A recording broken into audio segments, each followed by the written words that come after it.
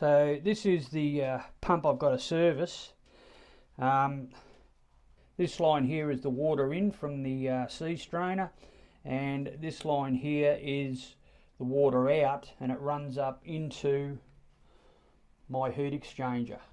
So that's where the water enters the heat exchanger through this fitting here and up into the heat exchanger. And this is where I put coolant into the engine to keep it cool, and then the seawater goes through a tube nest in here that keeps the coolant cool, and then it's exhausted, or it's emitted out through the exhaust. So you can see here a line that runs down through onto the exhaust manifold, or the back of the exhaust manifold, and then that's pumped overboard with the exhaust.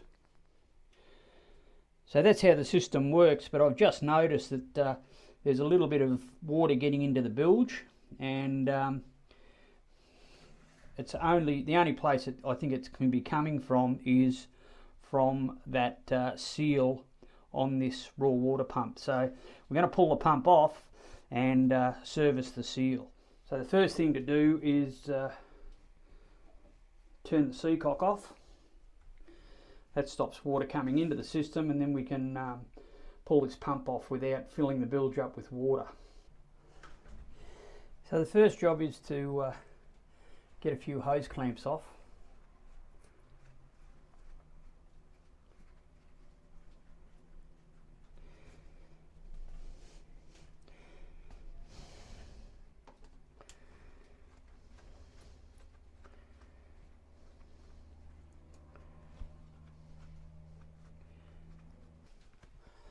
Now, because these hoses have been on for a fair while, I'm just going to use a little bit of heat to help get them off.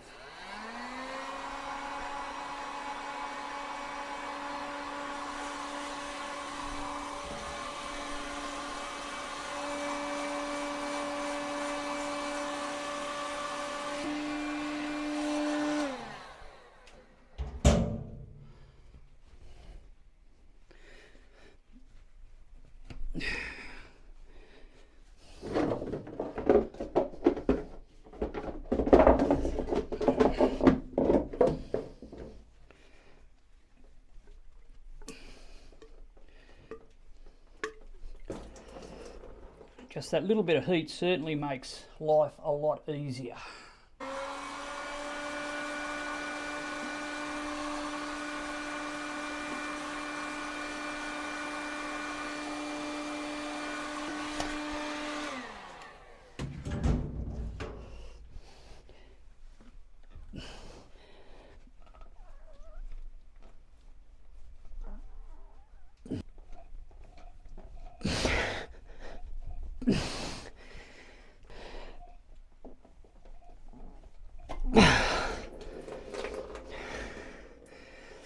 Fought me to the very end, but I won.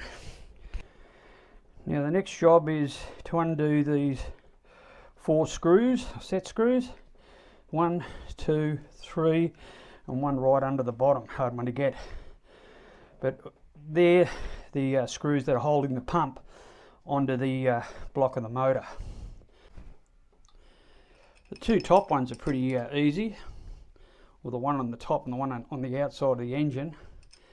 But the one on the inside and the one on the bottom can be a little bit more difficult.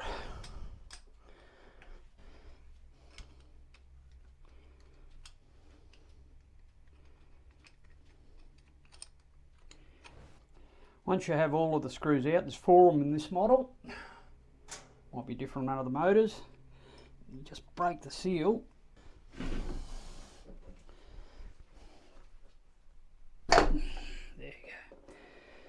So the only thing holding that was a little bit of silicone I'd put on. Okay, so we've got to clean that face up now. I've got the pump off, I can take it away and I'll show you how to service that lip seal. Okay, first thing we're going to do is just take this faceplate off.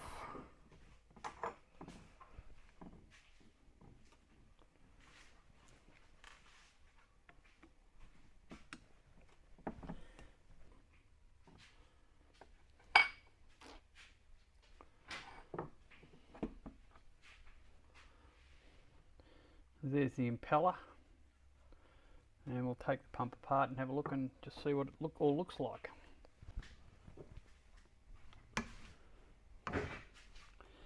Seeing as I'm going to pull the pump apart, I'm just going to drive the shaft back out through the housing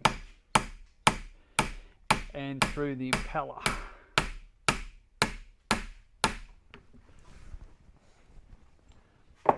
When you do this, you just want to be really careful because there's a sleeve that goes in the back of the bearings. Don't let that fall off and lose it.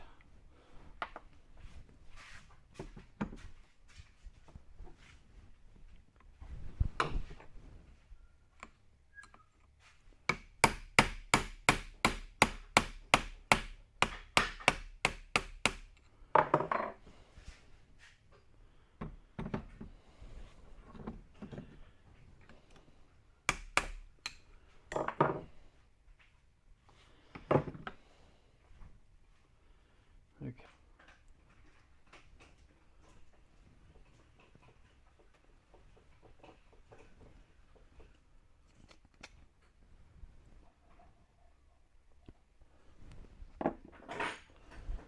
Now this is a little washer that's designed to hold the seal in the back of the pump, and every time I've pulled these pumps apart to do the seals, they've been broken. So there's the leg missing off that one now, and that's a part I'll have to get.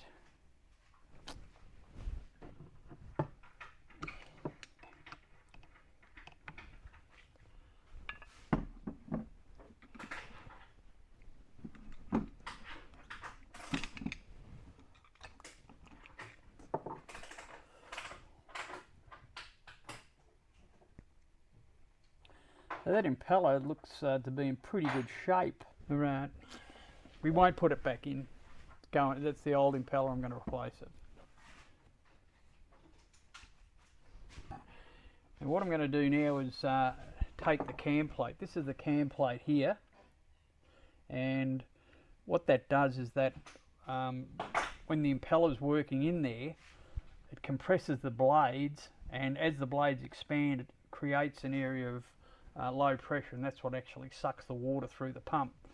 So with that in there spinning around, you can see the cam plate the blades will be out against the side of the pump here, and when they reach that cam plate, that'll fold the blades up, and as they expand again, it creates that area of low pressure. So these impellers are serviceable items, and probably every 1,000 or 2,000 hours you should replace them.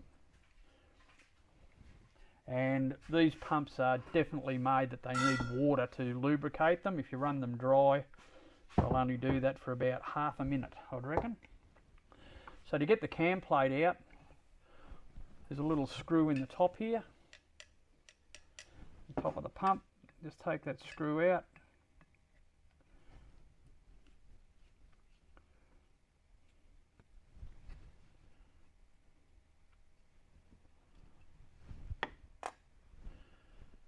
Coax the cam plate out. Okay, so there's the cam plate, and a little bit of wear on it, not too bad though.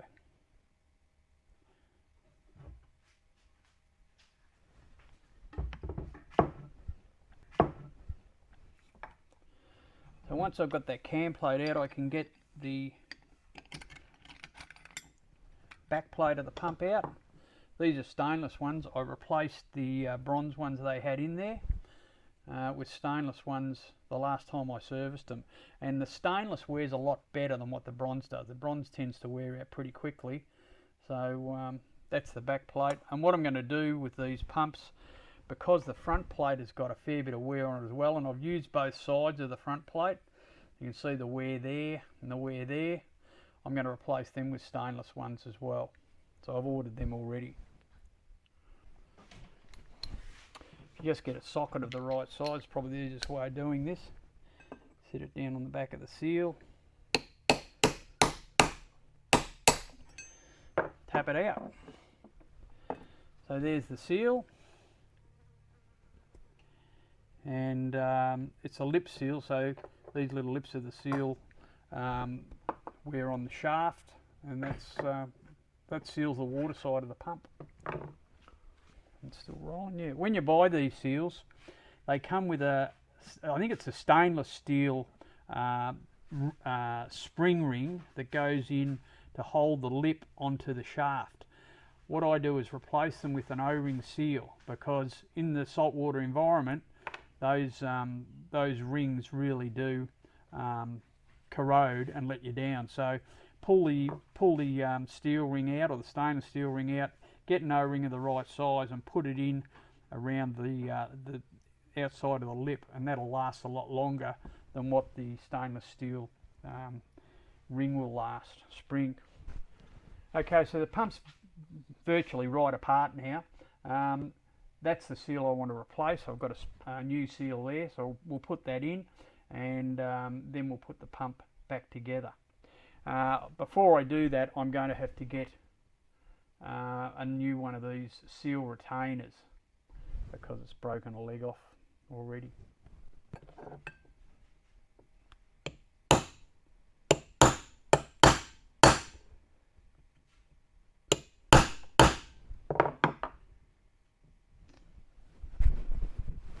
Okay, so now we've got the seal in. Next thing we've got to do is put the wear plate back in. And when you put it in, you've got to line this little notch up here with a pin that's in the back of the housing. So just make sure that's lined up and on it, otherwise it won't sit flat. There's the pin there, and just make sure it's lined up on the top of it. And now we can put the cam plate back in, so that'll go back in there.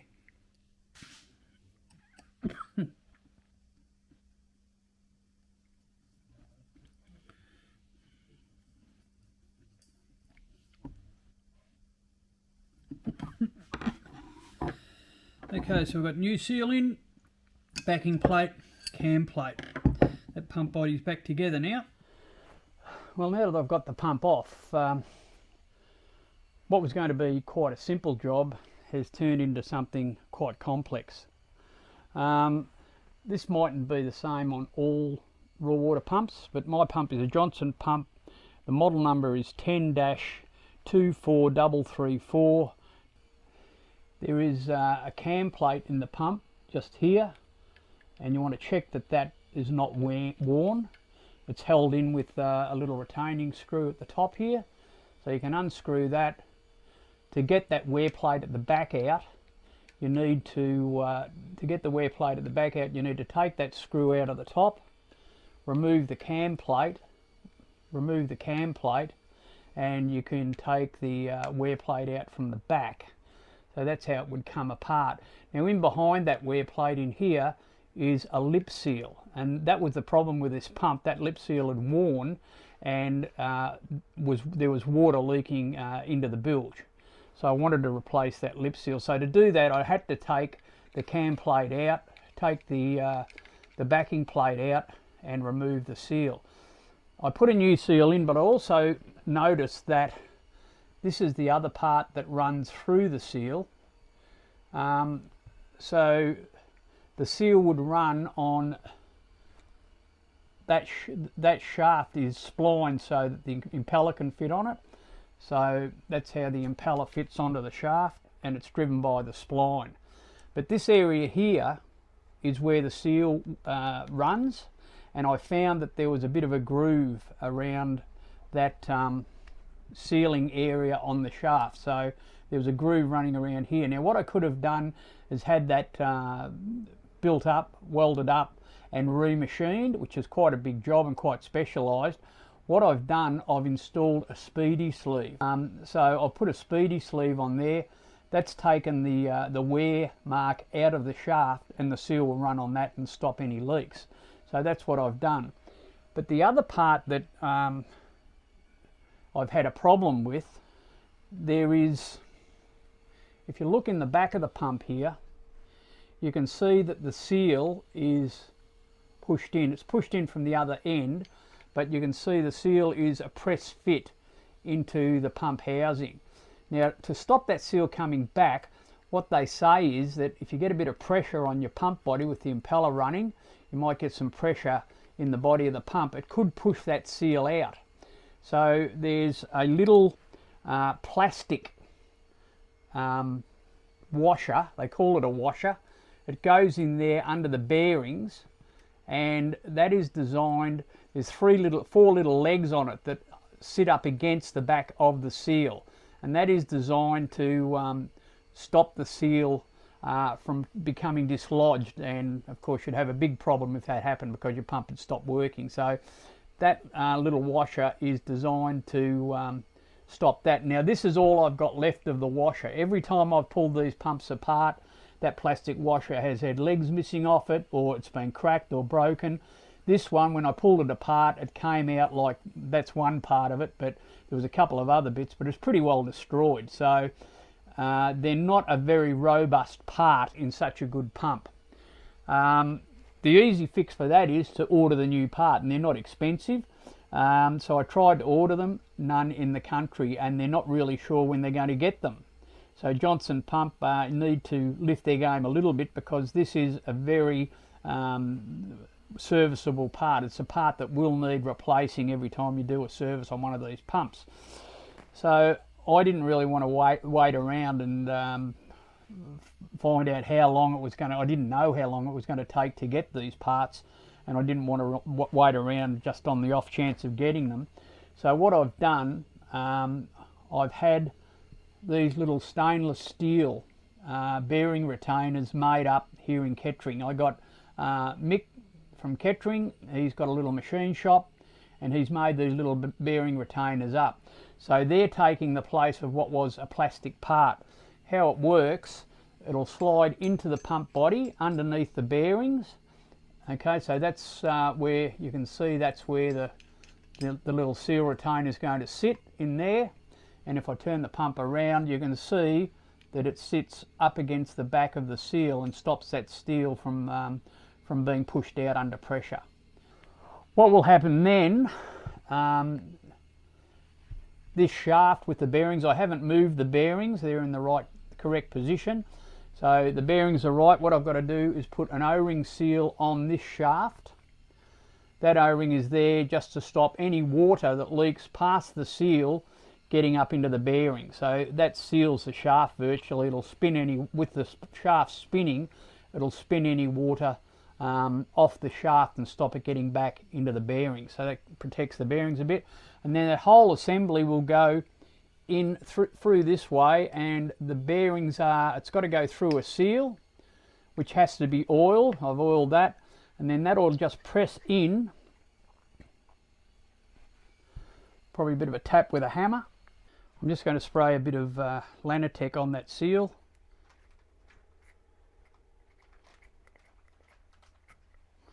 And I'll put a bit on the shaft as well.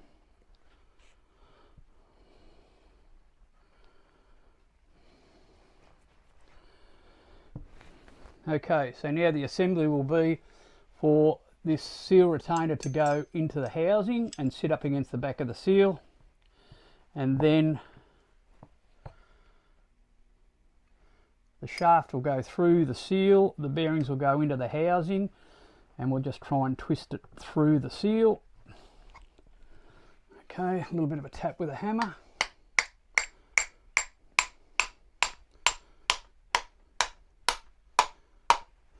Okay, that's home. It's all spinning well. There's a little bit of tension on it because it's through the seal. So the seal will be working on that ring. And then the last part to go in is this little sleeve that goes in and holds the whole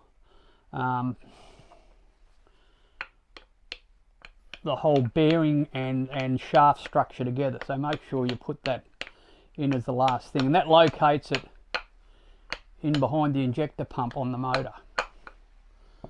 So that'll locate it,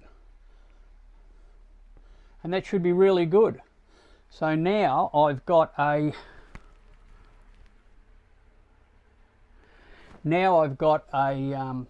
this is the one for the other motor.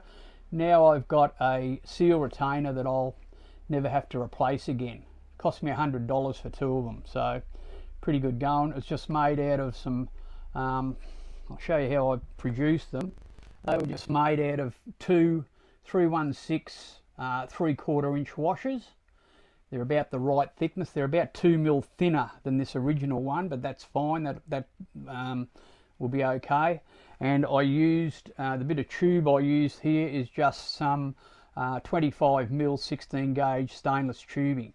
And what he did, he just tack welded it onto the washer and then held it in the lathe and span down the OD to about 39.9, I think it is, for this pump. So that washer was turned into that part there, and that works very well. So that'll be something that I won't have to buy another part for, and it'll be a lot more reliable than the little plastic seal retainers that come with these pumps. The impeller, I'll have to grease the impeller and put it in there, and I've got to get the end plate. So these pumps now are nearly ready to go back onto the motors. They're driven by the end of the injector pump. That little key goes into a keyway in the injector pump, and that's how they're driven, and that's how you get raw water to your heat exchanger. So I think this is a lot better system now than the one that I originally had with the Johnson pump. Something you can try yourself. Okay, well, I've got the modification in the pump. I'm just going to go down and install that, and then I've got to do the other motor. No good doing one because the other one will probably let me down pretty soon if I don't do it. So I'll go down and put this pump on, and then we'll address the other one.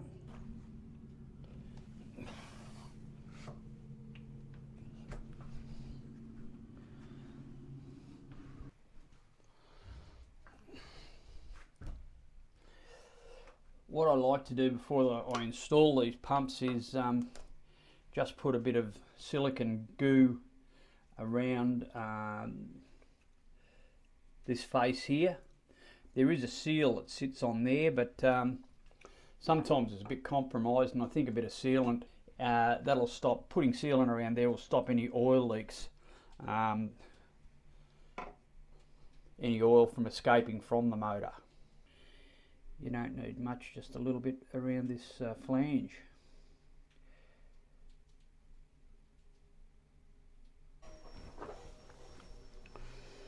When you put it in, you've just got to make sure that this flat section on the shaft picks up the end of the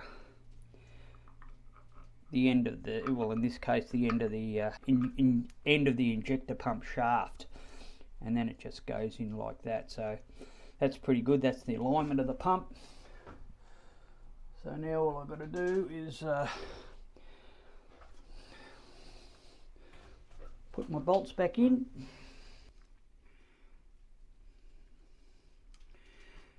Get one in, it locates it, and then the other should fall into line pretty well. Don't force these, make sure you get them in a few turns with your fingers first before you put a spanner on them. A couple of them are a little bit hard to get to, but you can get it with an open-ended spanner.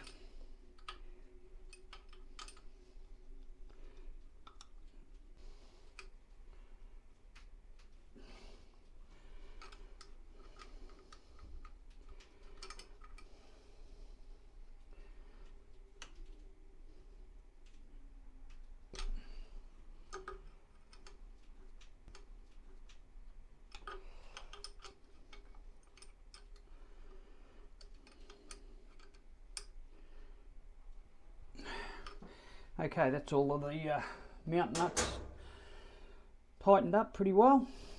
Next thing I've got to do is put some hoses back on. This is the inlet hose.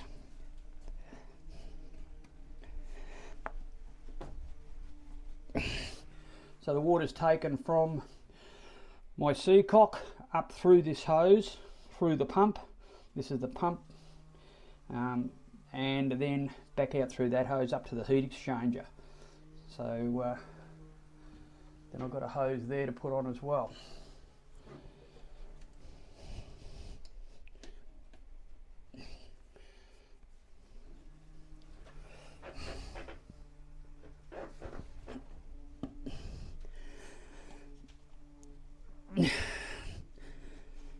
Okay.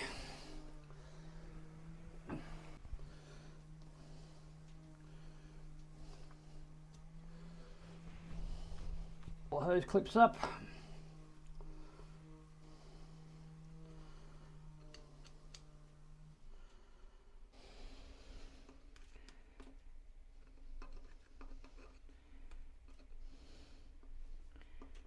This is the faceplate.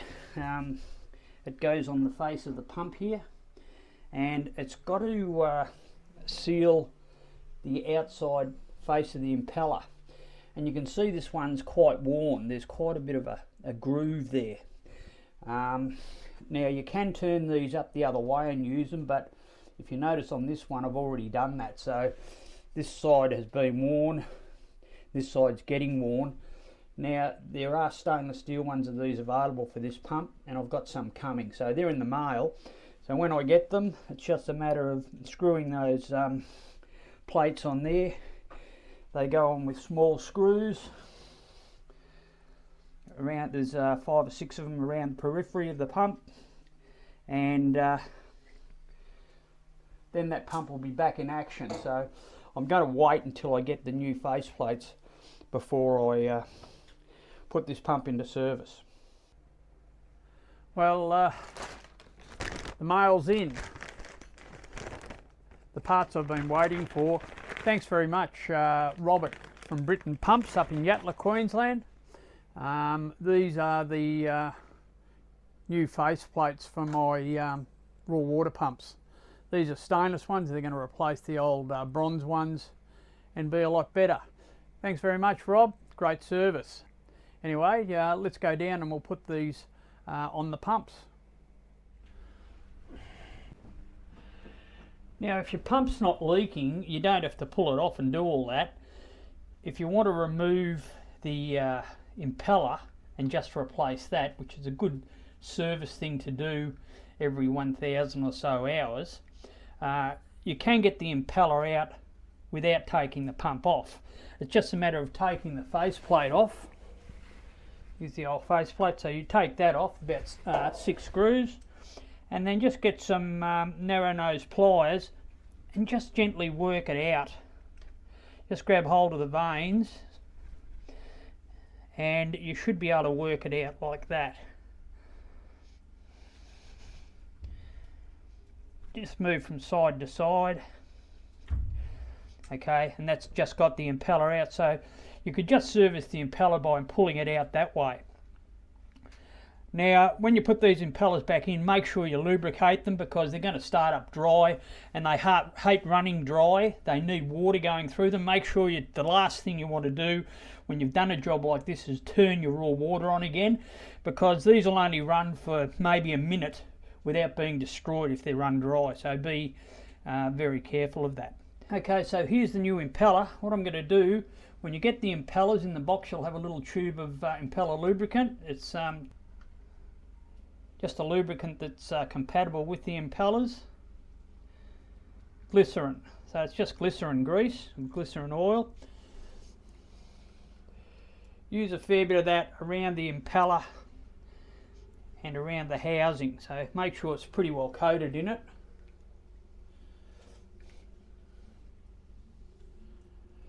These impellers, depending on what impeller you've got, they might not like oil, so be very careful about putting oil on these impellers. Now this pump's going to run that way, okay, so it's sucking water in through here. As the veins expand, they're creating low pressure here, and then as they contract again, it pumps it up through this line here. So the pump's going to be spinning that way. I'm going to just twist it into the housing and let the veins pick up on the cam plate. And then you've just got to move it onto the spline, and that impeller's on. And they will be a little bit proud on the outside here, so you will have a little bit of a proud edge on them, and that's got to be compressed by the end plate. So that's the thing we're going to put on next. These end plates will usually come with a gasket to seal them. If you've got any rough surface, you've got to make sure you clean these faces up pretty well before you do install them. And these ones are pretty good, I think. You can use some gasket glue. The other train of thought is just use a bit of silicone and glue them on that way. I think I'm going to go with the gasket. This time I've got the gasket, so I'll give them a try. But at a pinch, you could use just some silicone material to put these gaskets on. Now you'll notice that the gasket's got, it's not quite a circle in the middle, it's got a bit of a cutout at the top of it. That's got to go over the top of the cam plate, so make sure when you put them on you fit them up so that that cutout there is situated on top of the cam plate.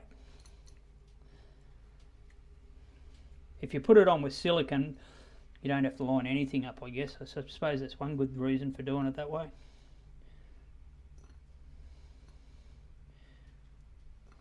I'll just get one screw in and then we'll try and follow it up with the rest of them.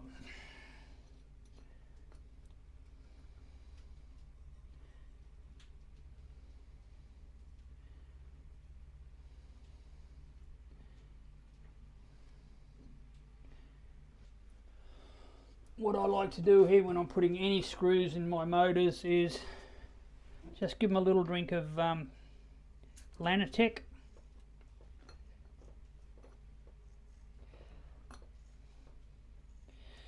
Because one day I'm probably going to have to pull those out.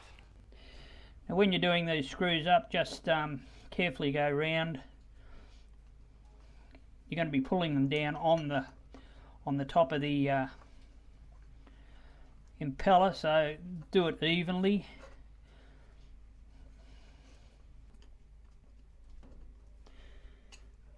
And then you go from one side to the other just to nip them up a little bit further, go across each one.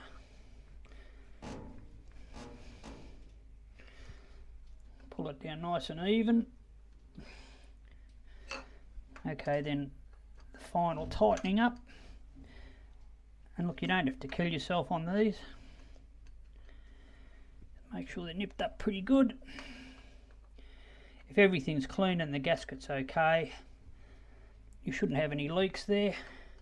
Something to check later on though.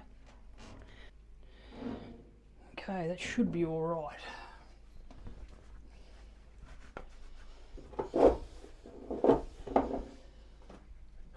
Righto, before I do anything else, I'm just going to make sure I've got the raw water turned back on.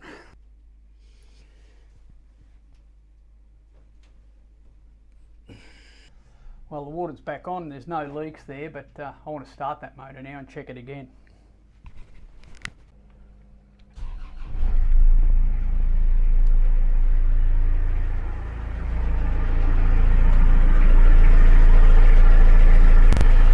The next thing I do is just get over the back and make sure there's water coming out.